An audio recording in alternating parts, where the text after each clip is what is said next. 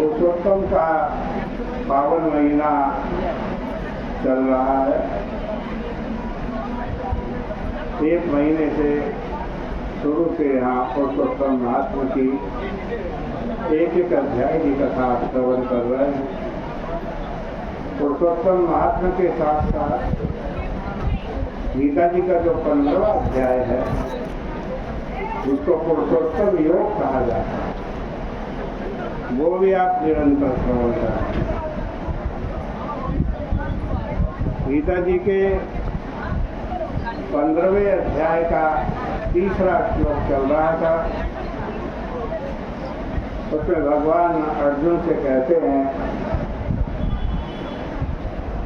ये संसार अश्वत्थ का वृक्ष के समान है।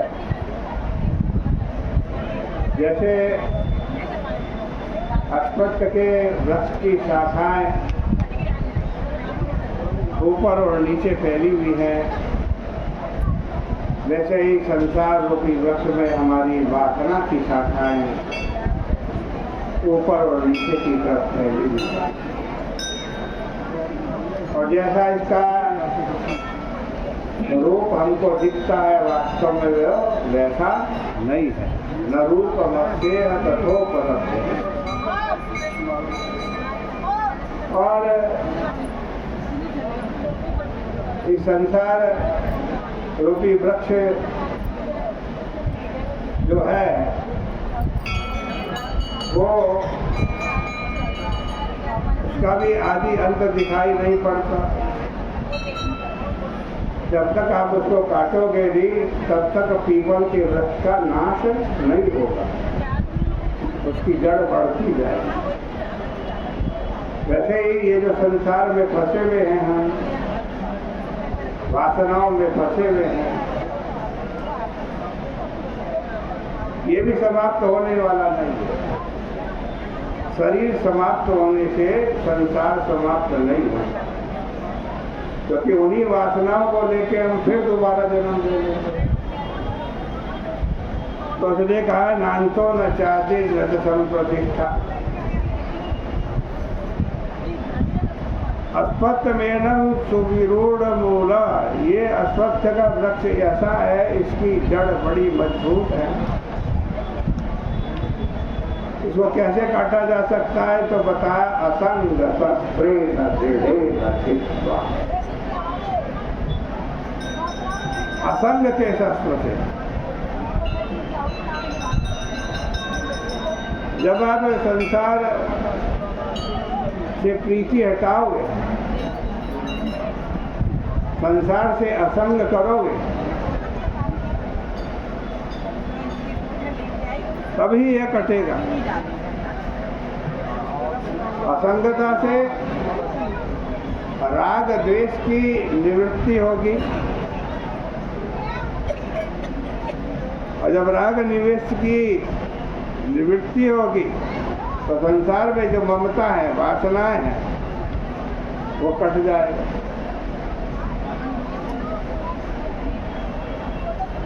देखो श्री वल्लभाचार्य जी महाराज इस दृश्यमान प्रपंच के दो रूप मानते हैं, दो रूप। एक जगत, दूसरा संसार।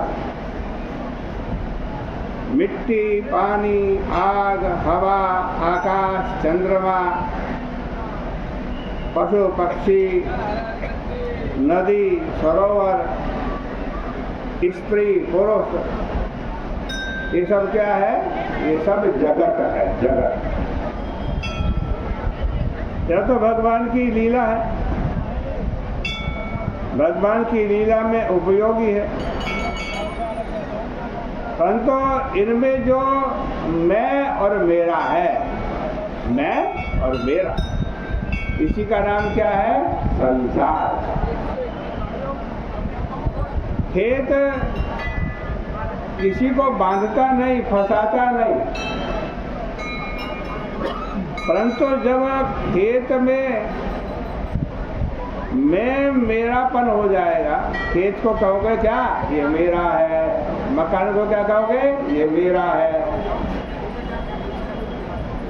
पुत्र को क्या कहोगे? ये मेरा है, तब फंस जाओगे। खीर किसी को फंसाती नहीं। जब आप खीर में इतने फंस जाओगे कि उसके बिना रह नहीं सकते, या राग बस ज्यादा खा लोगे, तब अपच हो जाएगा, बीमारी हो जाएगी। तो जगत बंधन का हेतु नहीं है, बल्कि संसार ही बंधन का हेतु। दुनिया में कितने मरते हैं, मरते रहते हैं, किसी को दुख होता है। अमेरिका में 50 आदमी मर जाए, आपको दुख होगा। लेकिन जिसको आपने कह दिया ये मेरा है, वो मरे तो दुख होता। तो आप विचार करो, ये दुख किसने दिया? मृत्यु ने दुख नहीं दिया, बल्कि अपने पर ने ही दुख दिया। इसको सांख्यवादी कहते हैं कि एक प्रकृति की बनी हुई सृष्टि है और एक जीव की हमारे द्वारा बनाई गई सृष्टि है। मिट्टी, पानी, आग, स्त्री, पुरुष आदि तो प्रकृति में अपने आप बने रहते हैं, और यह जीव अविवेक से यह मैं और मेरा करके इसमें दुखी होता। प्रकृति किसी को दुख नहीं देती। अविवेक के कारण जो मैं मेरा है वही दुख देता है। अद्वैत वेदांती इस बात को ऐसे कहते हैं कि सृष्टि दो तरह की होती है। एक ईश्वर के द्वारा बनाई गई सृष्टि, और दूसरी हमारे द्वारा, जीव के द्वारा बनाई गई सृष्टि। ईश्वर के द्वारा बनाई गई सृष्टि दुख नहीं देती, कष्ट नहीं देती। ये मिट्टी, पानी, आग, स्त्री, पुरुष, पेड़ पौधे आदि ईश्वर की सृष्टि, ये दुख के लिए नहीं बने। इसमें जो जीव अविद्या के कारण मैं मेरा कर बैठा है, वही दुख देता। न प्रकृति दुख देती है, न ईश्वर दुख देता है, न जगत दुख देता है। दुख देने वाली अगर कोई चीज है तो वह जीव की ममता, जीव की अहमता, जीव की वासना, ये दुख देता। यह जीव ने अपने चारों ओर एक ऐसी गोंद लगा दी है कि जहाँ जाता है वहीं चिपक जाता है। इसी चिपकन को संग बोलते हैं। तो वासना और वासना से बनी हुई सृष्टि को काटना है तो जो राग द्वेषात्मक संग है उसको काट देना। उससे क्या होगा? तुमको ममता के कारण जो दुख होता है, अहमता के कारण जो दुख होता है, संयोग के कारण जो दुख होता है, वियोग के कारण जो दुख होता है, चीज न मिलने के कारण जो दुख होता है, वह सब मिट जाएगा। तो दुख मिटाने का उपाय तो बहुत बढ़िया मिल गया।